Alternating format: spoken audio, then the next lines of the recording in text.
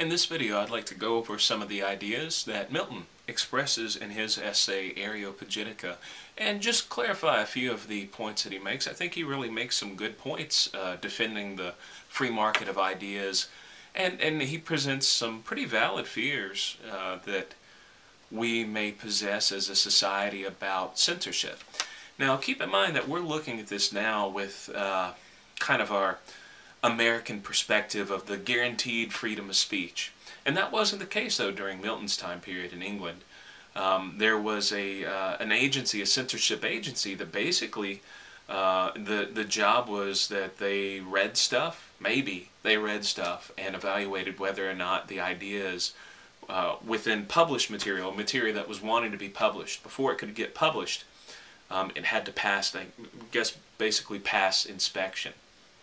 And the censors would read submitted material and either give it the green light for publication or say, no, this literature does not pass inspection, it's corruptive, or for whatever reason they would censor the idea from getting out into the marketplace of ideas. This essay is a very, very popular essay, and that's often referenced in the debate for free speech.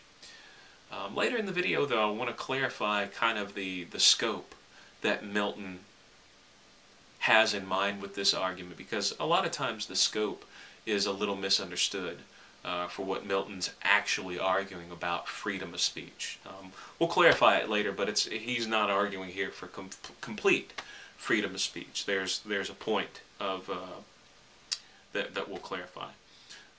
A few things I want to talk about just to clarify Milton's motivation for writing this argument. I think it's pretty clear to the reader that is reading this that Milton really does care about the issue. Here's the deal. Milton had tried to publish a pamphlet that defended someone's right to divorce. Milton was in an unhappy marriage. He wanted out, but this was, he was in a society that it wasn't as easy as going down to the county clerk and saying, hey, here's my $50, give me paperwork to sign. This was a time period in a society where divorce was politically and religiously very taboo. So Milton had written a defense about his right and anyone's right to choose to divorce. This defense did not pass the censor. So Milton was an author who had faced censorship himself, and that kind of stimulated his exploration of ideas that he makes in Areopagitica. I think he makes some really interesting metaphors. One of the metaphors, probably one of my favorite metaphors, is when he's discussing the difference between capital T truth and a lowercase t truth. Basically, he says that when Christ was on earth and with his apostles, that there was a capital T truth that Christ revealed. And this would be like a divine or a spiritual truth. And Milton says that when Christ died and the apostles died as well, that this truth was lost. He says that the body that this truth was basically dissected, and that the pieces of this body, which would be lowercase t truths, aspects of a greater truth but incomplete, these little truths were scattered through the winds and scattered across the world. And basically Milton says that our job as people is we're pursuing capital T truth, and the only way we can pursue it is by collecting all of these lowercase t truths and trying to piece it all back together. With this metaphor that Milton creates, that the censor is an obstacle for humanity's collection of these lowercase t truths, because the censor basically has the power to say, no, you can't see this lowercase t truth, it won't be exposed to the populace. And Milton says that by doing this, you're actually denying civilization its ability to find, once again, this all-important capital T truth. It's pretty persuasive that censoring an idea, it becomes destructive with this metaphor rather than preservation of society. And he really continues on this description of censorship as destructive. Although it may be well-meaning, it's not doing any good effect. he talks about something very interesting. He talks about the intertwined nature between morality and sin. And if you think about it, censorship, a lot of motivation for censorship is based on morality. It may be a society or an agency that wants to keep sinful or bad or corrupt ideas away from its population. Milton makes the argument that by trying to weed out sin, you're actually committing a couple of problems. First of all, he says it's impossible. You can't weed out all sin. He uses the comparison of a greedy man, that you can't solve a greedy man's greed by removing his wealth, because there's always, as long as there's a coin left in the world, that greed, the potential for greed, will still be there. Basically, he says that the world is saturated with sin and falsehood. Trying to weed it out is an exercise in futility. You can't.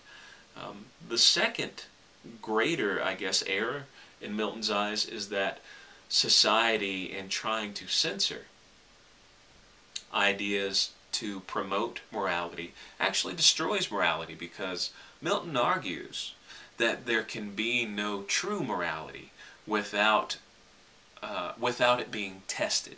He basically says that an ignorant morality, a morality that is ignorant of sin, ignorant of vice, is not a true morality. It's a hollow morality. So basically he says that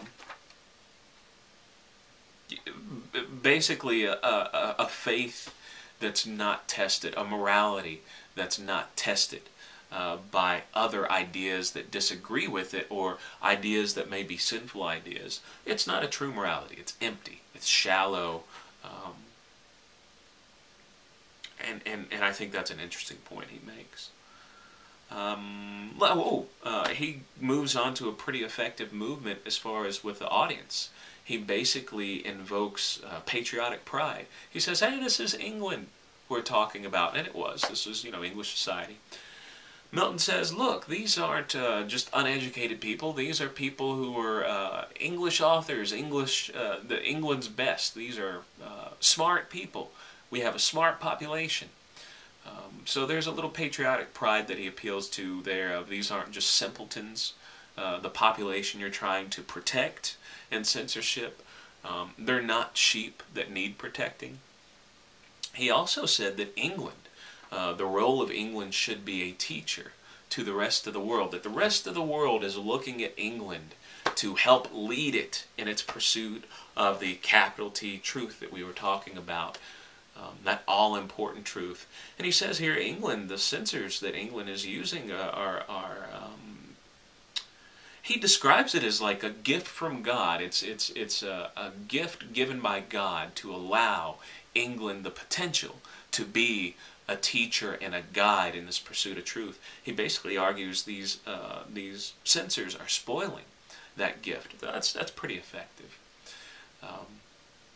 This leads into something that just I find personally very insightful. It relates to me because it's about teaching and it's about teachers. And as a teacher, I really identify with what he's saying. We find this even today, and if you're a college student watching this, you've probably been in a class before where a teacher has obviously been censoring him or herself as far as the ideas that they present. The instructor may feel pressure from an institution to not present all ideas. This isn't, of course, only in higher education. Higher education, we have a lot more freedom. Not complete, but we do have a lot more freedom. But especially think about the public school system, of how much policing of ideas goes on. And Milton says that a teacher that faces this kind of over-the-shoulder, people watching over the shoulder, people evaluating and weighing every idea that a teacher says, not by considering the idea or its validity, but by just either judging thumbs up or thumbs down. Milton argues that the teacher faced with this is not a true teacher.